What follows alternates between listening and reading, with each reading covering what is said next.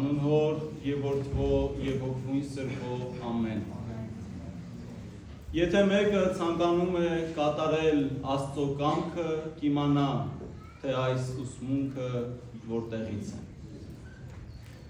Սիրելի քույրեր եւ եղբայրներ, այսօր պատարագի ժամանակ ընթերցվեց Հովհաննեսի ավետարանից մի դրվագ, որտեղ ներկայացվում է, թե ինչպես է Հիսուս Քրիստոս տաղավարահարած տոնի օրը բարձրանում Երուսաղեմ եւ այնտեղ ուսուցանում։ Ավետարանիչը 7-րդ գլխում ասում է, թե մարդիկ ցանկանում էին սպանել Հիսուսին, արդեն իսկ ցանկանում էին սպանել, որովհետեւ ոմանք ասում էին, թե նա լավն է, իսկ ոմանք էլ ասում էին, թե նա մոլորեցնում է մարդկանց։ Եվ այդուհանդերձ իմանալով գալիք վտանգների մասին Հիսուս Քրիստոս բարձրանում է Երուսաղեմ տաղավարահարած տոնին եւ այնտեղ սկսում է ուսուցանել։ Երբ ուսուցանում է, այդ տոնը հրյաների մեծագույն տոներից մեկն էր, երբ ամբողջ աշխարհից հրյաները ուխտավորաբար գալիս էին Երուսաղեմ։ Մեծ բազմություն կար։ Եվ ահա այդ տոնի ժամանակ, երբ Հիսուս Քրիստոս ուսուցանում է,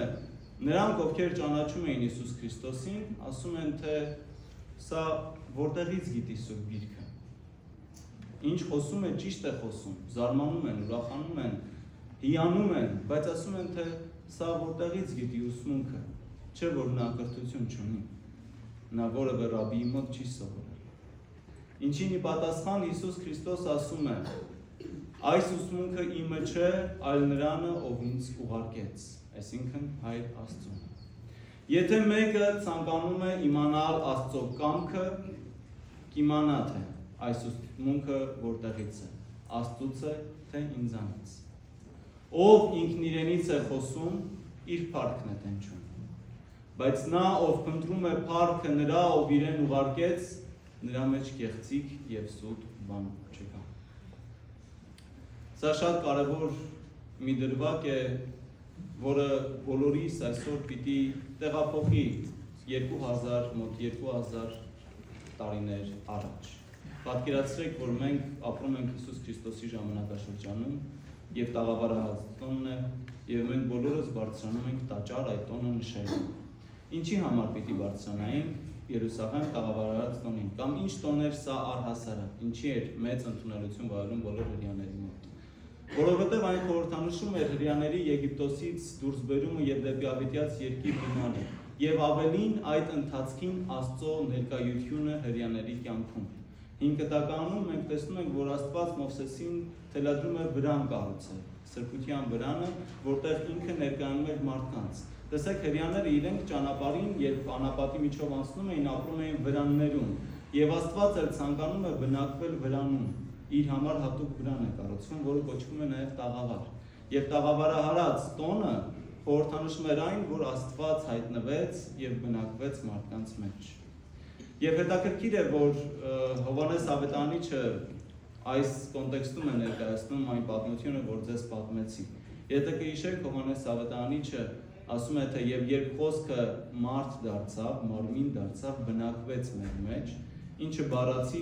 Հովհաննես ավետարանիչը գրում է տաղավար հաստատեց մեր մեջ, վրան կառուցեց մեր մեջ։ Հիսուս Քրիստոս մարդանալով, Աստված մարդանալով որոշեց բնակվել մարդկանց մեջ իբրև մարդ, ինչպես անապատում Աստված որոշեց վրան կառուցել եւ վրանում բնակվել այնպես ինչպես ապրում էին հրյաները, այդպես էլ այժմ Հիսուս Քրիստոս Աստծո որդին հոր կամքով որոշում է բնակվել մարդկանց մեջ այնպես ինչպես ապրում են մարդիկ։ Եվ այս տոնը, տաղավարահարած տոնը ոչ միայն բոլոր հրյաների համար էր տոն, այլ նաեւ խորհրդանիշն էր Հիսուս Քրիստոսի մարդեղացման։ Եվ Հիսուս Քրիստոս իր մարդեղացման խորհրդի օրը բարձրանում է տաճար, որտեղ նրան ցանկանում են բռնել եւ սպանել։ Երբ Հիսուս Քրիստոս բարձրանում է տաճար, Սուրբ Գիրքը ասում է, որ նա սկսում է ուսուցանել։ Հիսուս Քրիստոս սկսում է բնականաբար բացատրել Սուրբ Գիրքը։ Մենք տեսնում ենք ամբողջ ավետարանի ընթացքում, որ Հիսուս Քրիստոս ամեն անգամ երբ ուսուցանում է Աստծո արքայության մասին, ուսուցանում է, թե ինչպես մարդիկ կարող են հասու լինել Աստծուն եւ ինչպես կարող է Աստված բնակվել նրանց սրտերում, թե ինչ նրանք պիտի անեն։ Եվ վստահաբար բացատրելով 5 կտակարանի գրքերը Հիսուս Քրիստոս այժմ նույնպես ուսուցանում է մարդկանց ճանաչել Աստծուն։ Տեսեք, Հիսուս Քրիստոս մարդեղացման իր խորհրդի օրը, տաղավարահարած տոնի օրը բարձրանալով տաճար, որը կրկին իր խորհրդանիշն է,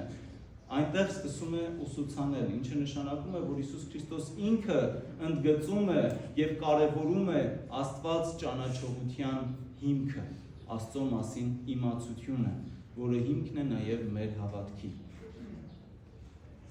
Մենք չենք հավատում բաների, որոնց մասին պատկերացում չունենք։ Այն ամեն ինչին մենք հավատում ենք, տրված է մեզ Աստծո կողմից իր ուսմունքի միջոցով, իր որդու մարդեղացման ժամանակից սկսյալ։ Եվ այսպես Հիսուս Քրիստոս ինքը սկսում է բացատրել Սուրբ Գիրքը։ Ինչ է տեղի ունենում, արդեն ասացի, մարդիկ շատերը զարմանում են, հիանում են, որովհետև նա խոսում է ճշմարտությամբ, բայց մարդկանց մոտ հարց է առաջանում։ Ասում են, թե ինչպես է սա խոսում, երբ որևէ մեկի մոտ չի ուսանում, երբ կրթություն համապատասխան Սուրբ Գիրքի չի ստացել։ Բնականաբար Հիսուս Քրիստոսի խոսքերը շատերին հաճելի չպիտի լինեին, որովհետև Հիսուս Քրիստոս միշտ մեզ մղում է մեղքից, մեր ցանկություններից մեղսածին հրաժարվել,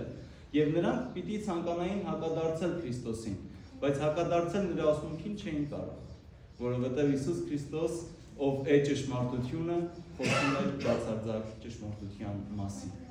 Եվ քանի որ չեն կարողանում հակադարձել նրա ուսմունքին, սկսում են իր անձը թիրախավորել, ասելով թե նա որևէ մեկի մոտ կրթություն չի ստացել։ Մի պահ խնդրում եմ պատկերացրեք, գերագույն իմացության կրողին, նրան, ում իմաստությանը որևէ մեկը երբևիցե չի կարող հասու լինել, մարդիկ ասում են կրթություն չի ստացել։ Բայց ինչպես այդ մարդիկ իմացան, թե Հիսուս Քրիստոս որևէ մեկի մոտ չի սովորել, որովհետև Հիսուս Քրիստոսի տարբերություն մնացյալ ռաբիների, վարդապետների չէր մեջբերում որևէ մեկին։ Հրյաները, երբ խոսում էին, միշտ ասում էին, ինչպես ասել է ռաբի այսինչը, ինչպես ասել է ռաբի այնինչը, մեջբերում էին այն վարդապետներին, որոնց մոտ նրանք ուսանել էին եւ որոնցից այդ իմաստությունը ստացել էին։ Հիսուս Քրիստոս երբևիցե որևէ մեկին չի մեջբերում, այլ բացելով Սուրբ Գիրքը ուղղակի խոսում է, որովհետեւ նա Աստված է։ Եվ երբ մարդիկ այդ զարմանքի մեջ ասում են, թե ինչպես է սա խոսում, երբ որևէ բան չի ուսանել, Հիսուս Քրիստոս պատասխանում է, թե այն ինչ ես խոսում եմ, ինձանից չեմ խոսում, այլ նրանից եմ խոսում, ով ինձ ուղարկեց։ Ինչը նշանակում է, որ դուք բոլորդ ինձ նայելով հիմա ընդունում եք որպես Հյուսնի որդի։ Սովորական մի մարդ, ով բարձրագույն կրթություն չունի։ Եվ կարծում եք, թե ես ինքս ինձանից եմ խոսում, այնինչ խոսում եմ, բայց ոչ, ես խոսում եմ Աստծուց, ով եմ, այո, ես խոսում եմ ինքս ինձանից, բայց ոչ իբրև Հյուսնի որդի, ինչպես դուք եք կարծում, այլ իբրև Աստված, իբրև որդին նրա, ով ինձ ուղարկեց և թելադրեց այս ամենը ձեզ փոխանցելու։ Եվ ապա շարունակում է, ընդգծելով, որ իր ուսմունքը աստվածային է, ընդգծելով, որ ինքը Աստված է եւ իր ուսմունքը աստվածային է, Հիսուս Քրիստոս շարունակում է. Եթե մեկը կամենում է Աստծո կամքը կատարել, եթե մեկը ցանկանում է Աստծո կամքը կատարել, կիմանա այս ուսմունքի մասին։ Արդյոք Աստծուց է, թե ինձանից, թե մարդկանցից։ Հիսուս Քրիստոս ինքը բացատրում է, որ Աստծուն ճանաչելու, ուսմունքը ընդունելու, հաղորդ դառնալու, Աստծուն եւ Աստծո ուսմունքը գտնելու համար մեկ պայմանը ցանկանալ կատարել Աստծո կամքը, հնազանդվել Աստծո կամքին։ Ահա այն եղանակը, ճանապարհը, որով մենք կարող ենք հասու լինել, հասկանալ Աստծո ուսմունքը եւ գտնել Աստծուն եւ տեսնել նրան հոգեվոր մեր տեսողությամբ։ Եվ Հիսուս Քրիստոս այստեղ էլ կանգ չի առնում, այլ շարունակում է։ Ասում է, նա ով ինքն իրենից է խոսում, իր փառքն է տենչում։ Այսինքն այն բոլոր մարդիկ, ովքեր իրենցից են խոսում եւ ոչ թե Աստծուց, ովքեր ոչ թե Աստծո խոսքն են տենչում մարդկանց փոխանցել, այլ իրենց իմաստության վրա են իրենց հույսը դնում, իրենց փառքն են տենչում։ Բայց նա ով խոսում է Աստծուց, Աստծո փառքն է տենչում։ Տեսեք, Հիսուս Քրիստոսի ուսմունքը ընկալել, Աստծուն գտնել բերում է մեզ դեպի փառք։ Բայց այն ժամանակվա մարդիկ եւ մենք շատերս թերևս բնազդաբար անգամ առանց խորը մտածելու Մեր բոլոր գործերում փառք ենք տենչում, բայց մեր փառք ենք տենչում, մարդկանցից փառավորվել ենք ցանկանում, մարդկանցից գովասանքի խոսքերի ենք ցանկանում արժանանալ, բայց ինչպես կարող է մարդուն փառավորել մեկը, ով ինքը լցված է կեղտով, ինչպես կարող է մարդուն փառավորել մեկը, ով ինքը մեղքի մեջ խորտակված է, ով կարող է մարդկանցից փառավորել մեկ այլ մարդու, երբ բոլոր մարդիկ տոգորվում են մեղսածին ցանկություններից։ Միայն Աստված կարող է մեզ փառավորել։ Միայն նա, ով բարձունքում է, կարող է մեզ բարձրացնել դեպի բարձունք։ Եվ Հիսուս Քրիստոս ասում է, թե նա, ով փնտրում է փառքը նրա, ում կողմից ուղարկվել է, նրա մեջ սուտ բան չկա, նա է ճշմարտություն։ Այսպիսով հորդորելով մեզ բոլորիս տենչալու աստվածային փառքին, որը մեզ կարող է հասու լինել բացառաբար մեր փրկության միջոցով։ Քանի դեռ մենք չենք փրկվում մեղքերից եւ չարին ծառայությունից, մենք չենք կարող փառավորվել։ Որքան էլ մեզ գովաբանեն, որքան էլ մեզանով ուրախանան, մենք ինքներս մեր հոգևոր կապանքները լավ գիտենք։ Որքան էլ մարդիկ դա չտեսնեն։ Եվ այսպիսով Հիսուս Քրիստոս այս ավետարանական պատմության մեջ հորդորում է ոչ թե փառամոլ լինել, այլ Աստծո փառքը տենչալ, Աստծո ուսմունքը ընդունել եւ Աստծո կամքը կատարել։ Սա է եղել Հիսուս Քրիստոսի ուսմունքը արարչության առաջին օրվանից առ այսօր, Աստծո կամքը կատարել,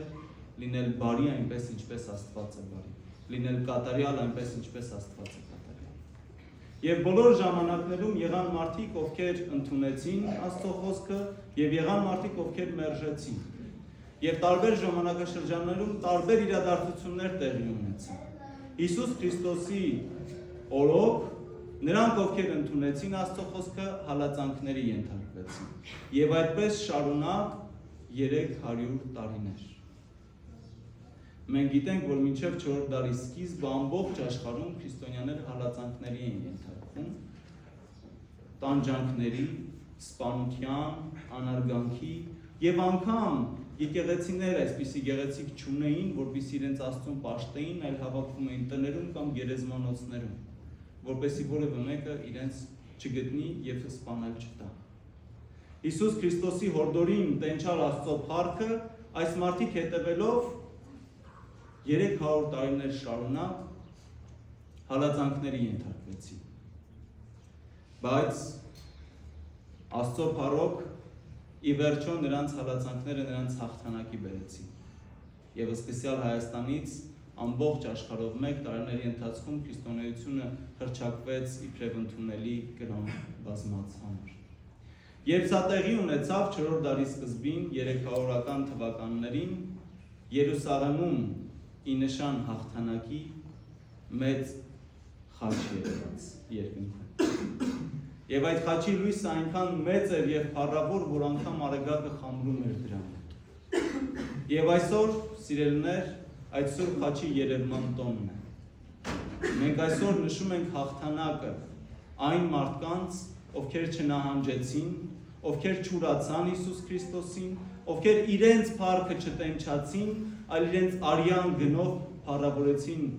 մեր Տեր եւ Քրիստոս Հիսուս Քրիստոսին։ Այսօր այդ տոնն է։ Եվ ամենքս, որ այստեղ հավաքված ենք,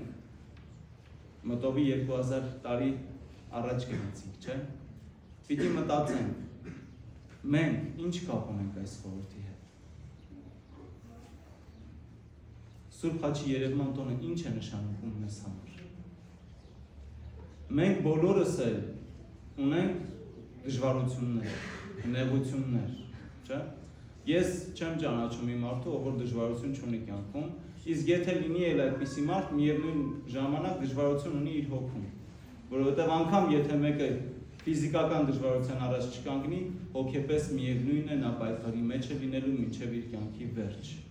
Հետևաբար բոլոր մարդիկ պայքարի մեջ են, եւ մինչև կյանքի վերջ պիտի պայքարեն հասնելու համար հաղթանակին։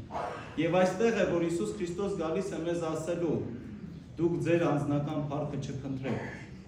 Երբևիցե չանեք բաներ, որպեսզի մարդիկ ձեզ գովեն, զուտ նրա համար, որպեսզի դուք գովված լինեք, այլ Աստծո փառքը տենչացեք, որովհետև Աստծո փառքի մեջ է ձեր փրկությունը, որին հաղորդ կարող եք լինել Աստծո կամքը կատարելով։ Մի կանգնեք,